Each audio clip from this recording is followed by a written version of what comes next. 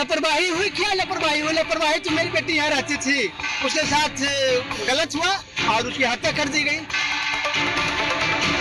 जहानाबाद जिले की रहने वाली एक 17 साल की बच्ची अपनी सपनों की दुनिया सजाने के लिए पटना में नीट की तैयारी करती थी। उसे नहीं मालूम था कि जिस सपनों की दुनिया सजाने के लिए मैं पटना में रहकर नीट की तैयारी करता हूं, मुझको बहुत ही दरिंदगी के साथ वहां पर मार दिया जाएगा, मौत के घाट उतार दिया जाएगा। 17 साल की जहानाबाद की रहने वाली गायत्री पटना शंभू गर्ल्स होटल में रहकर पढ़ाई करती थी। हॉस्टल के संचालकों और कुछ दरिंदों के साथ मिलकर उसके साथ रेप किया जाता है और जब इतना उसे मारा जाता है, इतना पीटा जाता है, जब लगा कि वो नहीं बचेगी तो उसको पटना में एक अस्पताल में भर्ती कराया जाता है और वहां पर भी कुछ ऐसी नीच घटिया सोच प्रकृति के डॉक्टर जिनके द्वारा गलत ट्रीटमेंट वहां पर किया जाता है। और जब उनसे भी नहीं संभला तो उसके बाद जाके वेदांता हॉस्पिटल में भर्ती किया जाता है। एक घटना है 8 जनवरी की। 7 जनवरी को यह बच्ची गायत्री जहानाबाद से जाती है पटना उसी गर्ल्स हॉस्टल में, लेकिन वहां पर जाने के बाद कुछ दरिंदों द्वारा और वहां की गर्ल्स हॉस्टल के संचालक के द्वारा उसके साथ रेप किया जाता है और रेप करने के बाद इतना मारा जाता है, पीटा जाता है कि 5 दिन तक हॉस्पिटल का उस दरिंदों के द्वारा चक्कर लगवाया जाता है। और जब मौत के घाट उतार दिया जाता है कुछ नीच प्रकृति के डॉक्टर के द्वारा, गायत्री की मौत की खबर जब परिजन को पता चलता है तो परिजन जाती है रिपोर्ट लिखाने पुलिस स्टेशन में, लेकिन वहां पर उसकी रिपोर्ट तो लिखा जाता है लेकिन उस पर कोई कार्रवाई नहीं होता है।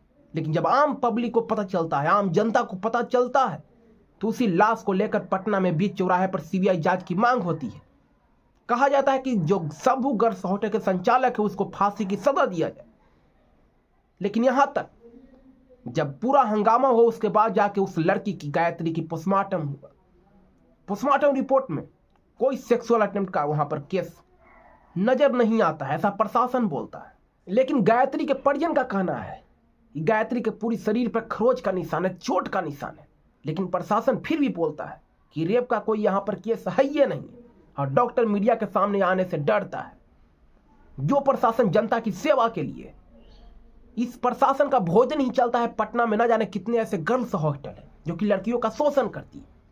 जो लड़कियां अपनी सपनों की दुनिया सजाने के लिए पटना शहर में रह के नीट की तैयारी करती है, उसी गर्ल्स हॉस्टल वाले लोग अगर इस लड़की के साथ रेप करके उसे मर्डर कर देते हैं तो किस पर विश्वास करें? कैसी लड़कियां कैसे पढ़ाई करें? कैसे नया बदलता हुआ बिहार हम देख सकते हैं इसको कि कहीं भी कभी भी आप इसको टहल सकते हैं, घूम सकते हैं।